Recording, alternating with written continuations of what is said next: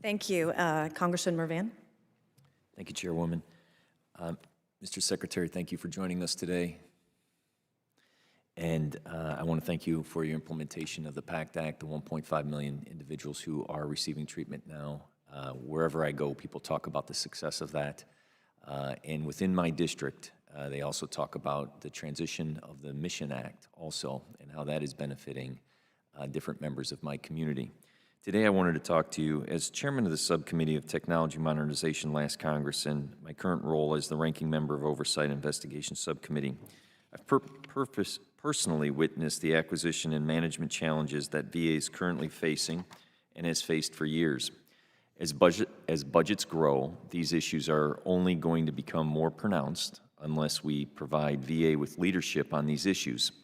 Ranking Member Takano has introduced, and I've co-sponsored a bill to create the position of an Undersecretary for Management to help alleviate some of these issues. With the departure of the Deputy Secretary, it makes the need for leadership and coordination of management and acquisition initiatives across the VA that much more necessary. In your opinion, Mr. Secretary, what are your thoughts on that piece of legislation, and is it purposeful? Yeah, thanks very much, Mr. Mervan. I have not, I took a lot of notes when Mr. Chicano was speaking. I have not seen the actual legislative text. My first reaction is we need the undersecretaries we have to be confirmed. You know, we got our Undersecretary of Health confirmed last year. That's the first time in 5 years the department's had a confirmed undersecretary.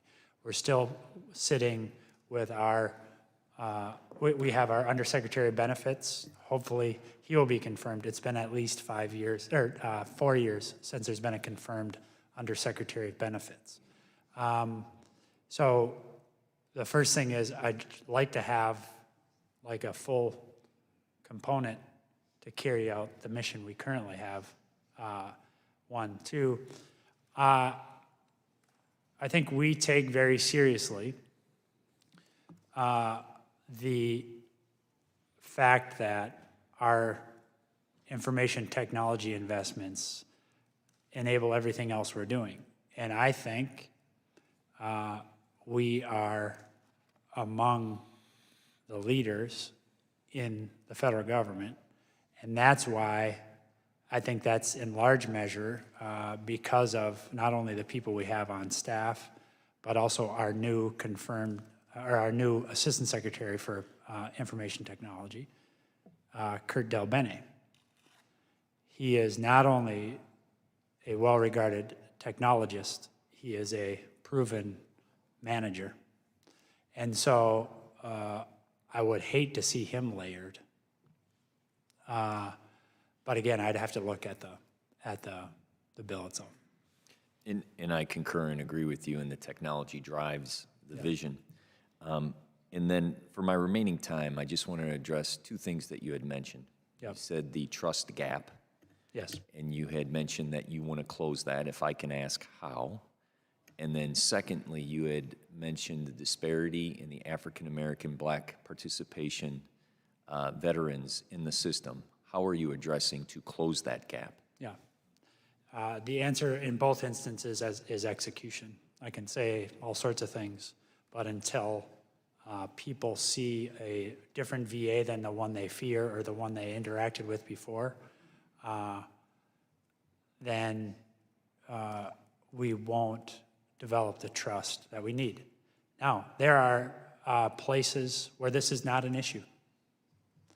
And in those places, we see veteran to veteran, them talking to one another about and affirming to one another why they should go ahead and file a claim, why they should get their care at VA. And overwhelmingly, that is the experience. But there are still pockets where that is not the experience.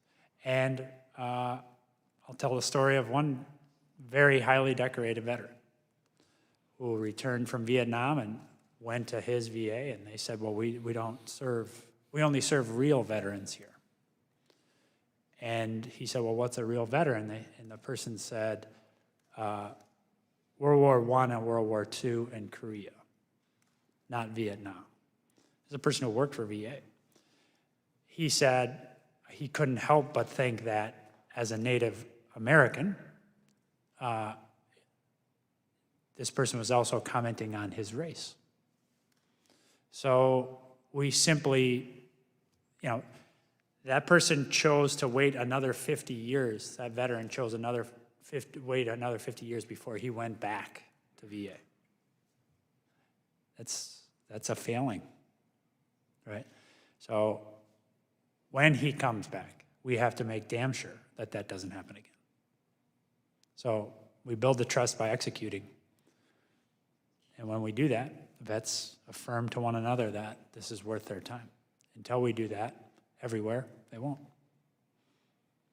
Thank you, Mr. Secretary, and with that, I yield back. Thank you.